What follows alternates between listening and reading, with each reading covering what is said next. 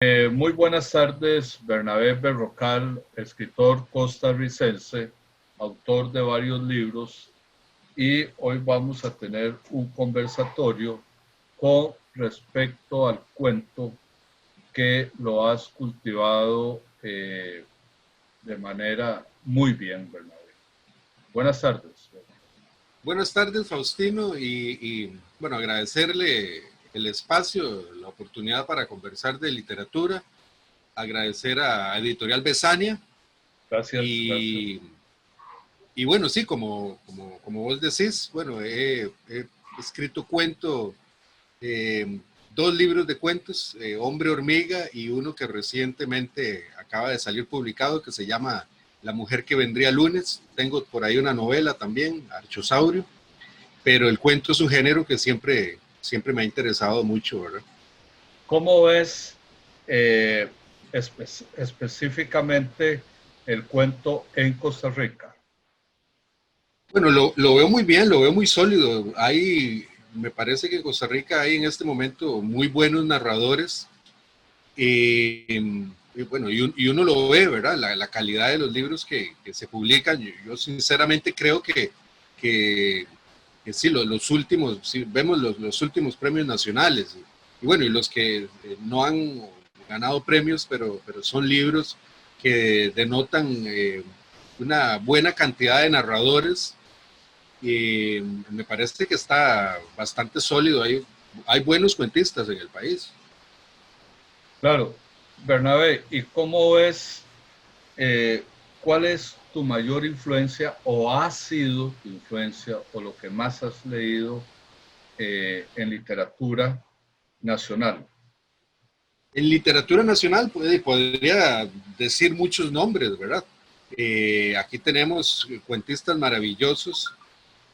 Bueno, empezando por ejemplo por el caso de Carlos Salazar Herrera, que es un autor que leemos muchos en la adolescencia, porque pues es de lectura obligatoria y ahí uno se da cuenta de que ese libro particular es un libro de cuentos que yo eh, lo pongo en cuanto al grado de maestría perfectamente a la par del Llano en Llamas de Rulfo, ¿verdad? Es un libro que me parece Claro, que incluso debería tener más difusión, ¿verdad? Ahí uno piensa eh, bueno, por ejemplo, el Ministerio de Cultura, por ejemplo, debería perfectamente tener un área dirigido a la traducción. A mí me llama poderosamente la atención el caso de Polonia, por ejemplo. Eh, Uno ve los libros de los escritores polacos, ¿verdad? Bueno, recientemente, bueno, de la premio Nobel, Olga Tokarczuk, ¿verdad? En donde todos los libros dicen Instituto Polaco de la Traducción. Entonces, evidentemente, porque Polonia a nivel de lenguaje, pues se encuentra aislado, ¿verdad? Bastante aislado por el idioma. Entonces, se dan a la tarea de traducir a sus escritores, ¿para qué? Para presentarlos en diferentes ferias de libro a nivel mundial, ¿verdad? Entonces, eso es un esfuerzo que debería hacerse acá, por ejemplo.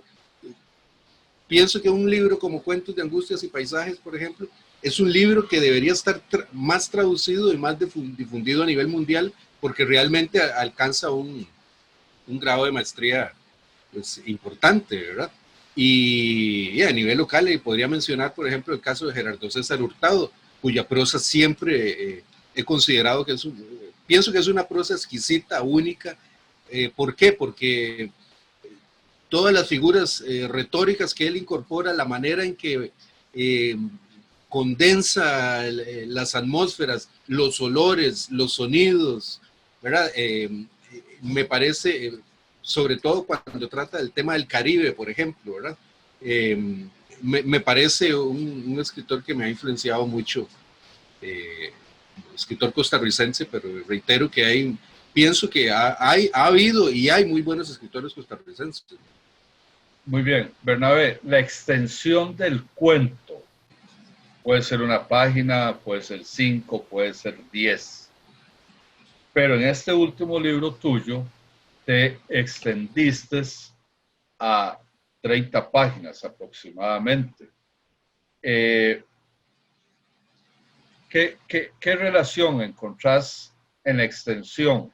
Puede hacer que el cuento largo, o se convierta en una novela corta o simplemente en un relato. Sí, bueno, ese es un tema ya de convencionalismos, ¿verdad? Evidentemente, bueno, sabemos que se le ha dado ciertas características al cuento y otras características a la novela, y en parte de esas características tienen que ver con la extensión. Se habla de la nouvelle o novela corta. Se dice que una novela debe tener 100 páginas, ¿verdad? Aunque bueno, eso puede variar entre las pues, escuelas o criterios de críticos. Bueno, veamos un caso como por ejemplo un caso muy clásico y conocido por buena parte de la gente, la Metamorfosis de Kafka, ¿verdad? Algunos lo catalogan como cuento, otros como novela corta. Claro. Particularmente, yo, bueno, hablo evidentemente a título personal, a partir de mi experiencia. A mí me gusta diferenciar cuento de novela y de relato, ¿verdad? Okay. ¿Cuál es la diferencia entonces? ¿Cuál sería la diferencia? Ok, me gusta, sí, te decía que me gusta diferenciar cuento de relato y novela. Entiendo a mi modo de ver el cuento como una extensión no mayor a unas, pongamos que 8, 9 páginas, 10 páginas, ¿verdad? Eso evidentemente suena muy arbitrario y probablemente lo es, pero yo siento que cada escritor tiene su manera de concebir su propio arte, ¿verdad? No existen las fórmulas ni axiomas escritos en piedra para poder decirle a un escritor, esto es un cuento, esto es un relato, escribiste una novela corta, no una novela. Yo creo que cada quien tiene que conforme se encuentra un estilo, también el escritor va encontrando sus propias reglas. Claro. A mí me da la impresión, yo cuando escribo un cuento, ahí sí comparto aquello que decía Julio Cortázar en cuanto a esa sensación. Decía que hay cuentos que se escriben como quitándose, como si fuese quitarse una limaña del hombro, ¿verdad? Normalmente son textos que se conciben en un menor tiempo también, ¿verdad?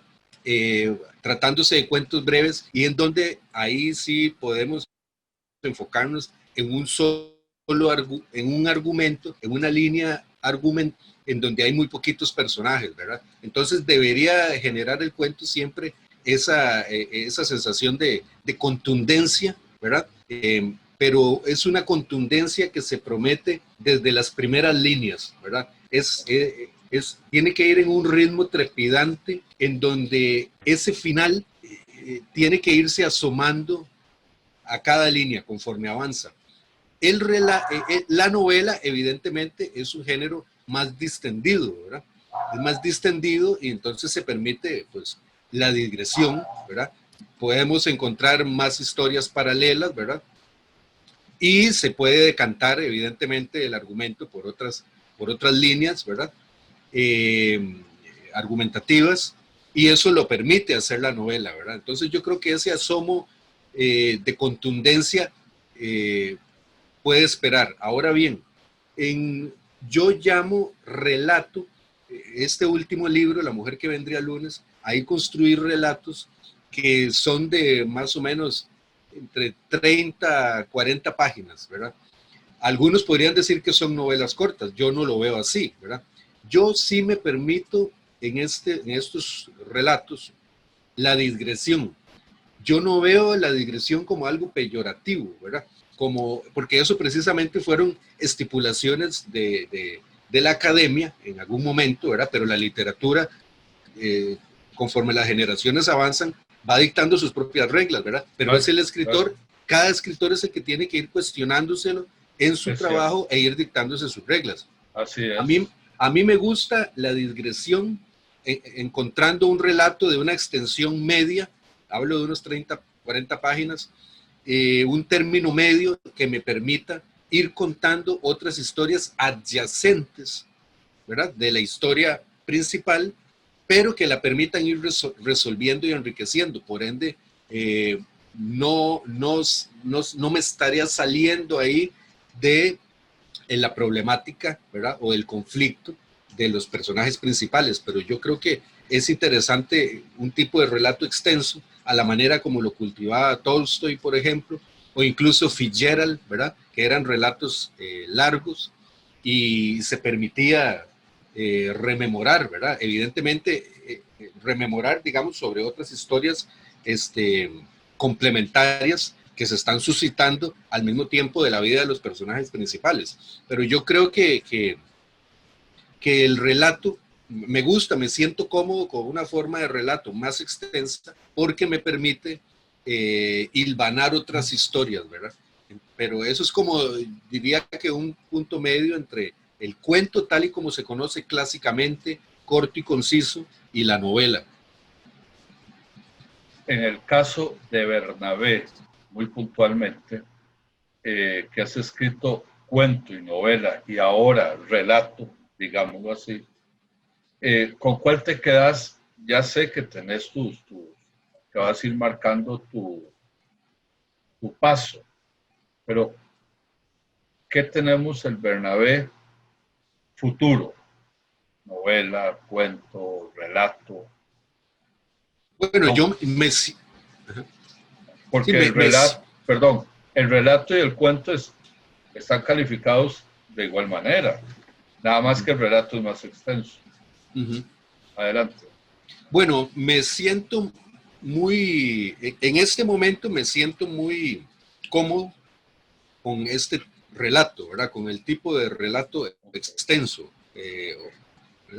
No se trata de enredar, ¿verdad? Tal vez a quienes nos escuchan, Sí, escriben porque esas son clasificaciones antojadizas. ok. Existe el cuento o relato, que se ven como Ajá, sinónimos, y novela. Aquí lo ok, que, para aclararlo, ¿verdad? Yo le llamo, yo quiero hacer una diferenciación entre cuento, relato y novela, ok, ¿verdad? Al final ok. son narraciones, pero la diferencia que yo establecería entre lo que yo llamo relato y cuento es un tema de extensión y de que el cuento o este relato más extenso permite hacer digresiones y yo no creo que eso vaya en contra de una tradición cuentística, evidentemente. Bueno, en fin, me siento en este momento trabajando más cómodo cuando trabajo precisamente en ese punto medio, ¿verdad? Un cuento que me permita a mí explorar las historias secundarias o paralelas adyacentes sin caer en la novela, es decir, buscando poder explayarme en la psique de los personajes porque a mí me interesa mucho trabajar la psique de los personajes. Es esa la razón por la que probablemente hoy en este momento requiero de una mayor extensión, pero me gusta trabajar ese tipo de narraciones que tengan que sean contundentes, ¿verdad? Rescatando la contundencia del cuento. Insisto, ahí podría mencionar los cuentos de Mapuzant o Tolstoy, o incluso los relatos largos de Dostoyevsky, bueno, en general los rusos, Fitzgerald también, que trabajaba algunos relatos extensos, ¿verdad? Entonces, evidentemente eso no es algo nuevo, ¿verdad?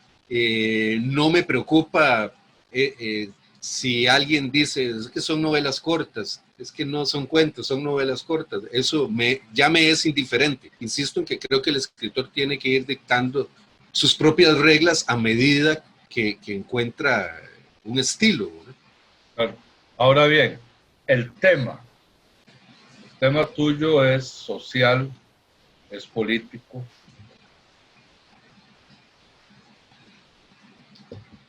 Me interesa mucho, insisto, la psique, ¿verdad? La psique en este caso también contextualizado en un área que el lector pueda reconocer, ¿verdad?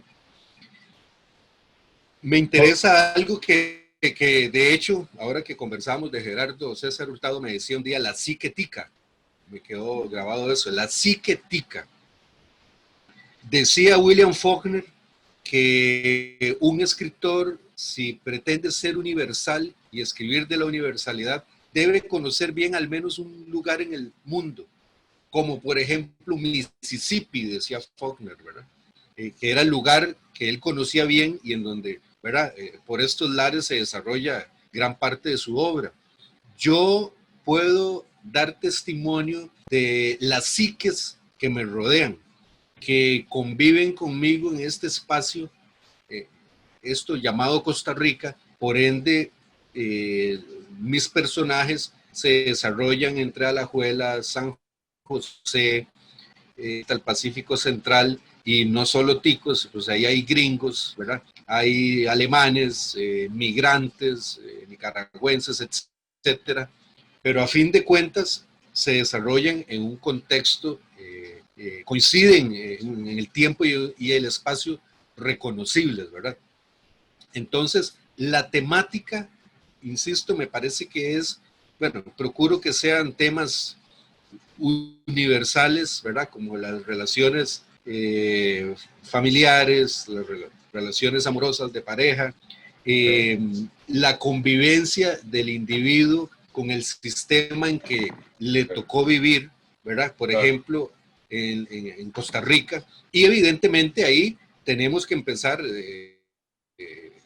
pues a tocar temas políticos, porque si contamos la historia de alguien que vive en la Carpio, de un vendedor ambulante, pues evidentemente si comenzamos a desentrañar en las circunstancias de ese personaje, vamos a terminar cayendo en el tema político, ¿verdad? En el por qué esa persona vive bajo X o Y circunstancias. Entonces, el tema político es ineludible, ¿verdad? Aunque probablemente, y así lo creo, no es mi intención primaria, ¿verdad? No, no me siento a decir, voy a escribir sobre la situación política y que se va a ver reflejado en un personaje. No, más bien parto de lo humano. Me interesa ver la vida de un hombre, de un vendedor ambulante o de un hombre que está asfixiado por deudas, por tarjetas de crédito, ¿verdad?